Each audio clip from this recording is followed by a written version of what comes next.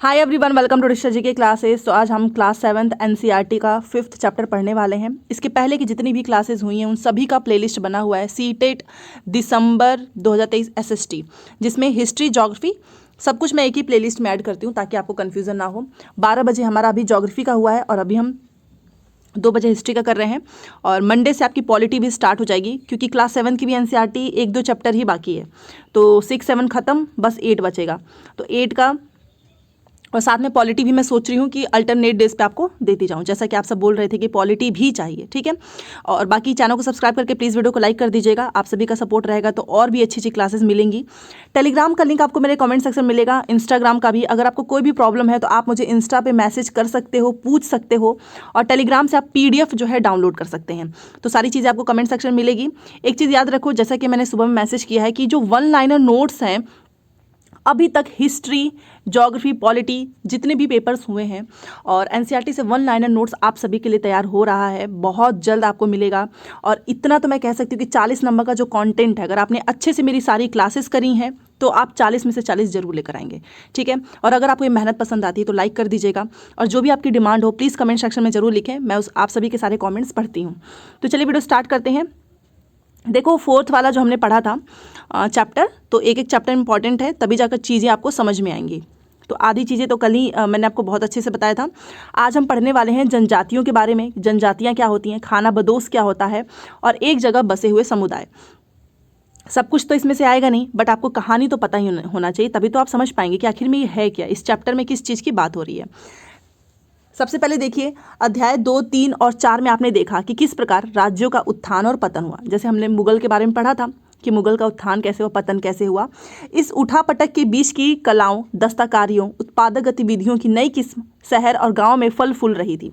एक लंबे अंतराल में कई महत्वपूर्ण राजनैतिक, सामाजिक और आर्थिक परिवर्तन हुए, लेकिन सामाजिक परिवर्तन हर जगह एक समान नहीं थे क्योंकि अलग अलग किस्म के समाज अलग अलग तरीकों से विकसित हुए। ऐसा कैसे और क्यों हुआ यह समझना महत्वपूर्ण है। तो आखिर में ये कैसे हुआ ये तो पता करना ही पड़ेगा, है कि नहीं। तो इसके लिए पूरा चैप्टर यहाँ पर दिया गया है। यहाँ पर देखिए बेसिकली यहाँ पर आप यहाँ पे फोटो भी देख सकते हो, अभी आपको समझ में आएगा कि इस उपमहाद्वीप के बड़े हिस्से में समाज वर्ण के नियमानुसार पहले से ही विभाजित था। ब्राह्मण द्वारा सुझाए गए ये नियम बड़े बड़े राज्यों के राजाओं द्वारा स्वीकार किए गए थे। इससे ऊंच और नीच तथा अमीर और गरीब के बीच का फासला बढ़ा। दिल्ली के सुल्तानों और मुगलों के काल में श्रेणीबद्ध समाज ज़्यादा जटिल हो गया। तो ये बेसिकली इसमें हम देखेंगे कि किस तरीके से वर्ण जाति ये सब कैसे आया, अमीर गरीब का फासला कैसे बढ़ा, सुल्तान मुगल के काल में ये श्रेणीबद्ध जो समाज है ये ज़्यादा जटिल कैसे हो गया, ठीक है। जैसे कि आप यहाँ पर देख सकते हो बड़े शहरों से परे जनजातीय समाज। देखिए अलबत्ता जो है दूसरे तरह के समाज भी उस समय मौजूद थे। उपमहाद्वीप के कई समाज ब्राह्मण द्वारा सुझाए गए सामाजिक नियम और कर्मकांडों को नहीं मानते थे। बहुत सारे ऐसे समाज थे जो ब्राह्मण जो भी चीज़ें बताए थे वो उनको नहीं मानते थे और ना ही वे कई असमान वर्गों में विभाजित थे। क्योंकि अगर आप अपना देखो तो हमारा ब्राह्मण है, क्षत्रिय है, वैश्य, शूद्र है, तो ये ना कई सारे ऐसे समाज थे जो इन सभी वर्गों को मानते ही नहीं थे, ठीक है। अक्सर ऐसे समाजों को जनजातीय कहा जाता रहा है। ये जनजातीय थे, मतलब इनके अंदर ये नहीं था कि तुम इस जाति के हो, तुम इस वर्ग के हो, तो ये लोग मानते ही नहीं थे। प्रत्येक जनजाति के सदस्य जो है वो नातेदारी के बंधन से जुड़े रहते थे, तो ये लोग नहीं मानते थे और इनको हम जनजाति कहने लगे। फिर ये जो जनजाति थे वो एक रिलेशंस होता है ना, नातेदारी, उसके बंधन से जुड़े रहते थे। कई जनजातियाँ जो है वो खेती से अपना जीविकोपार्जन करती थी, मतलब वो कृषि का काम करते थे और उससे वो अपना जीविकोपार्जन करते थे। कुछ दूसरी जनजातियों के जो लोग थे वो शिकारी, अब देखिए कुछ लोग तो अपना जीवन यापन के लिए खेती पे डिपेंड होंगे और कुछ लोग शिकारी, संग्राहक या फिर पशुपालक थे, ठीक है। प्रायः वे अपने निवास स्थान के प्राकृतिक संसाधनों का पूरा इस्तेमाल करने के लिए इन गतिविधियों का मिला जुला रूप अपनाते थे। ये क्या करते थे, अपना जो निवास स्थान है उसका जो प्राकृतिक संसाधन है उसको पूरा अच्छी तरीके से यूज करने के लिए अलग अलग एक्टिविटीज़ जो है उसका रूप अपनाते थे। कुछ जनजातियाँ जो है, अब आपको समझ में आ गया होगा कि जनजातियाँ क्या हैं, अभी हमने पढ़ लिया। अब कुछ जनजातियाँ जो है खाना बदोश थी। खाना बदोश को क्या कहते हैं वो सुनिए। और वे एक जगह से दूसरी जगह घूमती रहती थी। जनजातीय समूह संयुक्त रूप से भूमि और चरागाहों पर नियंत्रण रखते थे और अपने खुद के बनाए नियमों के आधार पर परिवारों के बीच इनका बंटवारा करते थे। ठीक है, इस उपमहाद्वीप के विभिन्न हिस्सों में कई बड़ी जनजातियां भी रहीं, जैसे कि ये जंगल, पहाड़, रेगिस्तान, दूसरे दुर्गम जगहों पर निवास करती थीं। कभी कभी जाति विभाजन पर आधारित अधिक शक्तिशाली समाजों के साथ उनका टकराव भी होता था। ठीक है, देखिए, एक जनजातियों के बारे में आपको पढ़ना इसलिए ज़रूरी है ताकि आप कॉन्सेप्ट को समझ पाएं। अगर आप रटने लगेंगे तो चीज़ें रट नहीं पाएंगे। ठीक है, इस तरीके से आपको कभी भूलेगा नहीं। यहाँ पर देखिए, कई मायनों में इन जनजातियों ने अपनी आज़ादी को बरकरार रखा और अपनी अलहदा संस्कृति को बचाया। इनकी जो अलहदा संस्कृति है, तो ये क्वेश्चन पूछेगा कि इनकी संस्कृति का नाम क्या है, अलहदा।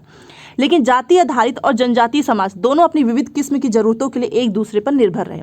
टकराव और निर्भरता के संबंध ने दोनों तरह के समाजों को धीरे धीरे बदलने का काम भी किया। ठीक है, अब ये जनजातीय लोग कौन थे? देखिए, जनजातीय अभी हम पढ़ रहे हैं कि ये लोग हैं कौन। समकालीन इतिहास और मुसाफिरों ने जनजातियों के बारे में बहुत कम जानकारी दी है। कुछ अपवाद को छोड़ दें तो जनजातीय लोग भी लिखित दस्तावेज नहीं रखते थे। तो ये क्वेश्चन पूछा था सीटेट में कि क्या जनजातीय लोग लिखित दस्तावेज रखते थे, तो जी नहीं। लेकिन समृद्ध रीति रिवाज और वाचिक मौखिक परंपराओं का वे संरक्षण करते थे। ये परंपराएं हर नई पीढ़ी को विरासत में मिलती थी। आज के इतिहासकार जनजातियों का इतिहास लिखने के लिए इन वाचिक परंपराओं का इस्तेमाल करने लगे हैं। जनजातीय लोग भारत के लगभग हर क्षेत्र में पाए जाते थे। किसी भी एक जनजाति का इलाका और प्रभाव समय के साथ बदलता रहता था। कुछ शक्तिशाली जनजातियों का बड़े इलाकों पर नियंत्रण था, जैसे कि अगर आप देखें तो पंजाब में जो है खोखर जनजाति 13वीं और 14वीं सदी के दौरान बहुत प्रभावशाली थी। तो पंजाब की जनजाति का नाम पूछेगा आपसे, तो पंजाब की जनजाति का नाम है खोखर। यहाँ बाद में गख्खर लोग भी महत्वपूर्ण हो गए। तो पंजाब में गख्खर और खोखर, ये दोनों जनजाति का नाम याद रखिए। उनके मुखिया कमाल खान गख्खर को बादशाह अकबर ने मनसबदार बनाया था।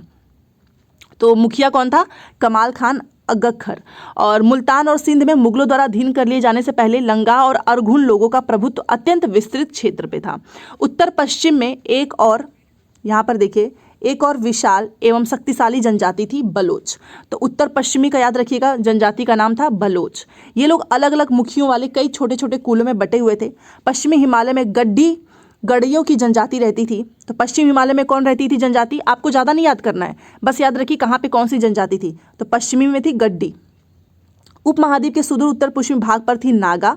तो अगर पूछे नागा जनजाति कहाँ पे थी, तो उत्तर पूर्वी पे थी। और अहोम और कई दूसरी जनजातियों का पूरी तरह प्रभुत्व था। कहाँ पर था? तो उत्तर पूर्वी में अहोम और जो दूसरी जनजातियाँ और नागा, इनका प्रभुत्व था। ठीक है, तो बेसिकली ये देखिए, यहाँ पे हमने पढ़ा कि जनजातीय लोग कौन थे और इनके बारे में आपसे एक क्वेश्चन पूछेगा, तो अब आप कभी भूलेंगे नहीं कि कहाँ पे कौन सी जनजाति थी। इसका नाम पूछता है। मौजूदा बिहार और झारखंड के कई इलाकों में 12वीं सदी तक चेर सरदारशाहियों का उदय हो चुका था। तो याद रखिएगा, चेर बिहार में और झारखंड में। बादशाह अकबर के प्रसिद्ध सेनापति राजा मान सिंह ने 1591 में चेर लोगों पर हमला किया और उन्हें परास्त किया। उन्हें लूट कर अच्छा खासा माल इकट्ठा किया, लेकिन वे पूरी तरह अधीन नहीं बनाए गए। औरंगजेब के समय मुगल सेनाओं ने चेर लोगों के कई इलाकों पर, कई किलों पर कब्जा किया और इस जनजाति को अपना अधीनस्थ बना लिया।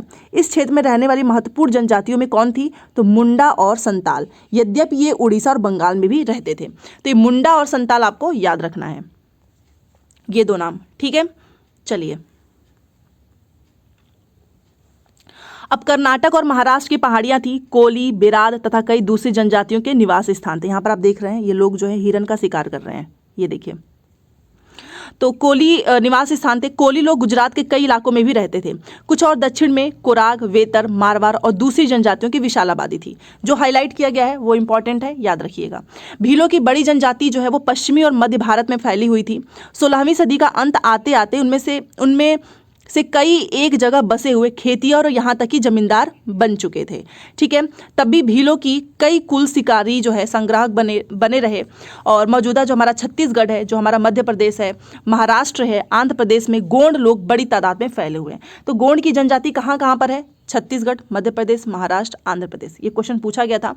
और यहाँ पर देखिए रात में भील लोग जो है हिरन का शिकार कर रहे हैं।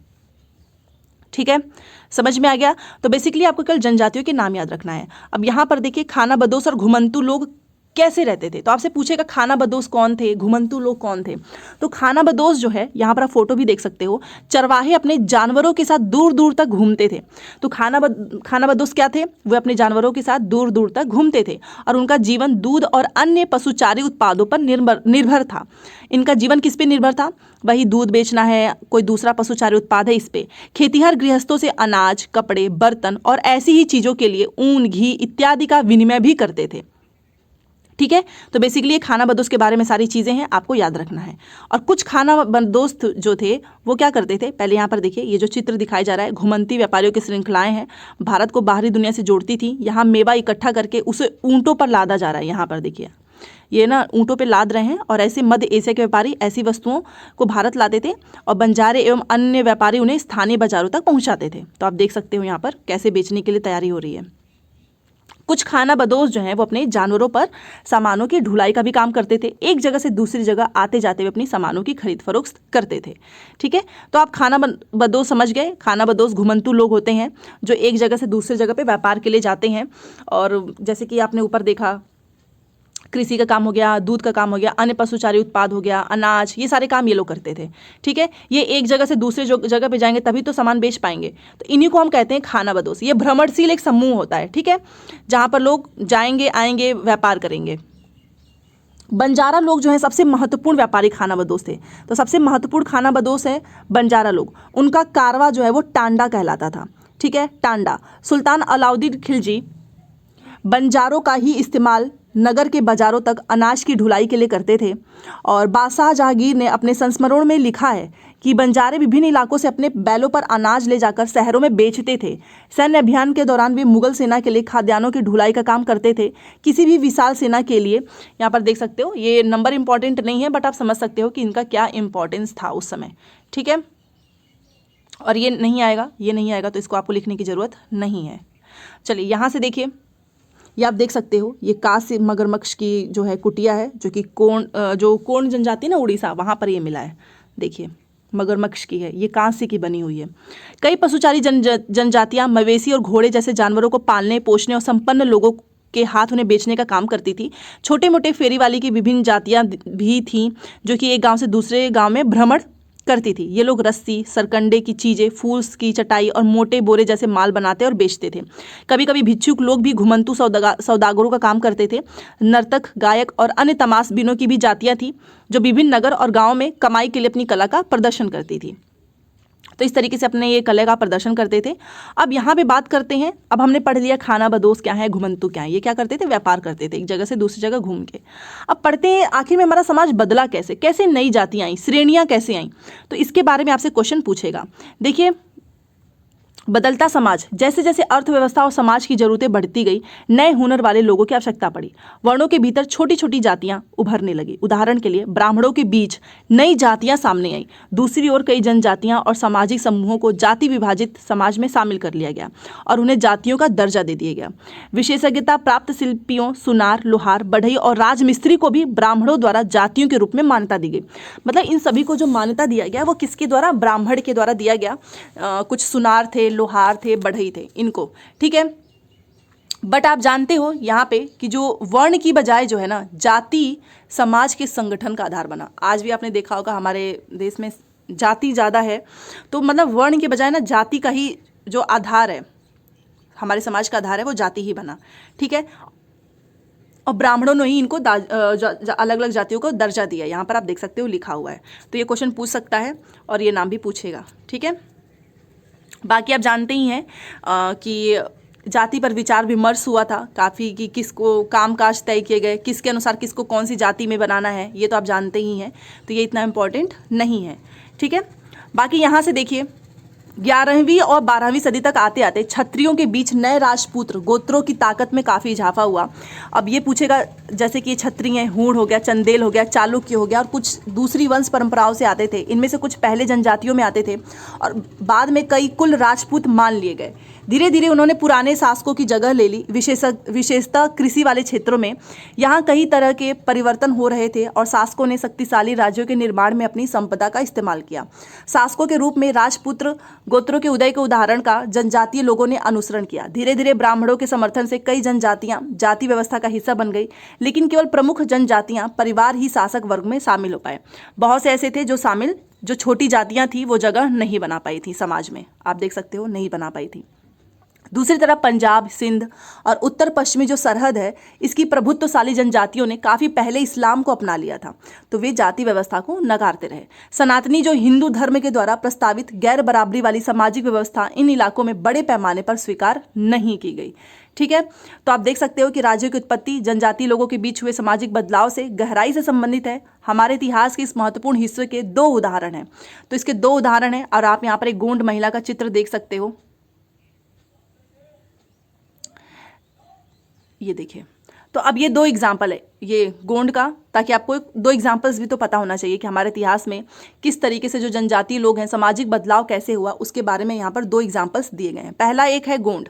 ये जो गोंड जनजाति है, कई बार सीटेट में पूछा भी हुआ है।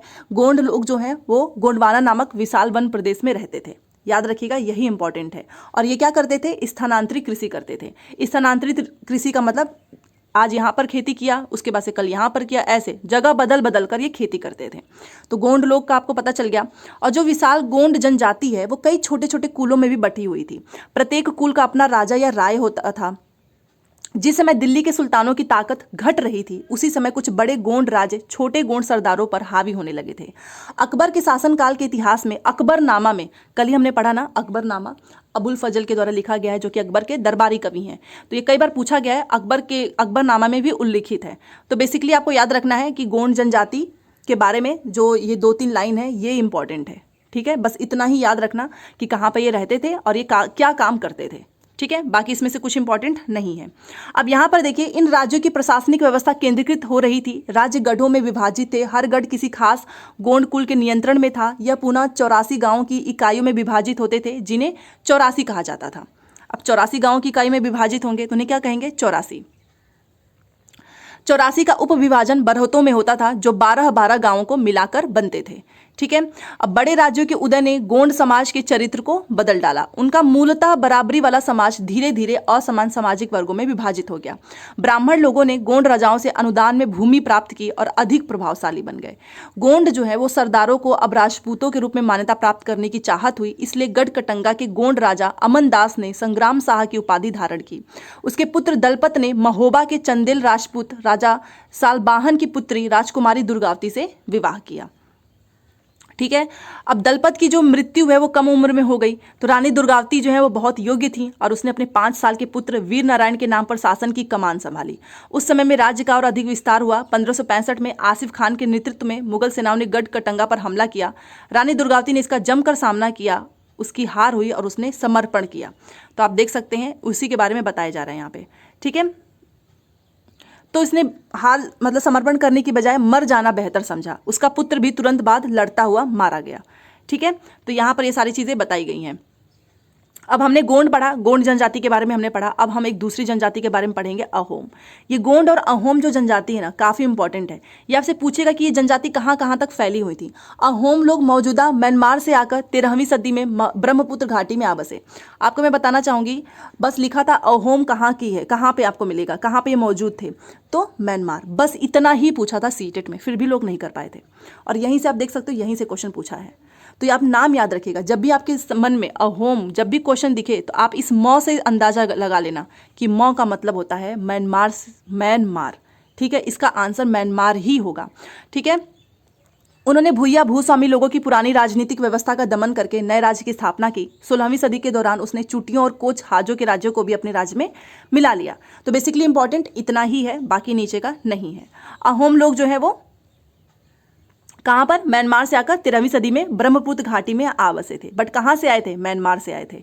तो ये क्वेश्चन इंपॉर्टेंट है। इसके बाद में इसमें कुछ इंपॉर्टेंट नहीं है और आगे देखते हैं। अहोम राज्य जो है वो बेगार पर निर्भर था और राज्य के लिए जिन लोगों में जबरन काम लिया जाता था वे पाइक कहलाते थे। तो आपसे क्वेश्चन पूछेगा पाइक क्या है, ये क्वेश्चन पूछा हुआ है, पाइक क्या है? तो राज्य के लिए जिन लोगों से जबरन काम लिया जाता था वे पाइक कहलाते थे। ये इंपॉर्टेंट है। अहोम राज्य में एक जनगणना की गई थी। प्रत्येक गांव को अपनी बारी आने पर निश्चित संख्या में पाइक भेजने होते थे। तो पाइक का मतलब क्या है? जबरदस्ती काम लिया जाए। ठीक है, तो ये बात आपको याद रखना है। और इसके लिए जनगणना के बाद सघन आबादी वाले इलाकों से कम आबादी वाले इलाकों में लोगों को स्थानांतरित किया गया था। इस प्रकार अहोम कुल टूट गई। तो बेसिकली इंपॉर्टेंट क्या है, अहोम क्या है और पाइक क्या है, बस। ठीक है, अब आपसे क्वेश्चन पूछेगा कि खेल क्या है। खेल, तो अहोम समाज कुलों में विभाजित था जिन्हें खेल कहा जाता था। अब ऐसे से क्वेश्चन पूछेगा ना खेल, तो आप सोचेंगे कि अरे ये तो गेम वाला होगा, कबड्डी हो गया, क्रिकेट हो गया। नहीं, इसी वजह से लोग कंफ्यूज हो जाएंगे। खेल का मतलब होता है कि जो अहोम समाज था वो कुलों में विभाजित था जिन्हें खेल कहा जाता था। ठीक है, बस आपको इतना ध्यान रखना है। चलिए, अब यहाँ से उतना कुछ है नहीं, बट आप एक बार इसको पढ़ लेना क्योंकि इसमें कुछ इंपॉर्टेंट नहीं है। जो इंपॉर्टेंट था वो मैंने आपको बता दिया। यहाँ पर देख लेते हैं, अहोम समाज एक अत्यंत परिष्कृत समाज था। कवियों और विद्वानों के अनुदान में जमीन दी जाती थी। नाट्यक्रम को प्रोत्साहन दिया जाता था। संस्कृत की महत्वपूर्ण कृतियों का स्थानीय भाषा में अनुवाद किया गया था। बुरंजी नामक ऐतिहासिक कृतियों को पहले अहोम भाषा में और फिर असमिया में लिखा गया। तो ये जो बुरंजी नामक जो ऐतिहासिक कृति है, इसको पहले किस में लिखा गया था, अहोम भाषा में, और उसके बाद से असमिया में। तो ये आपसे पूछेगा कि इसको पहले किस में लिखा गया था। ठीक है, तो बाकी जो जो चीज़ें इंपॉर्टेंट थी वो मैंने आपको यहाँ पर बता दी हैं।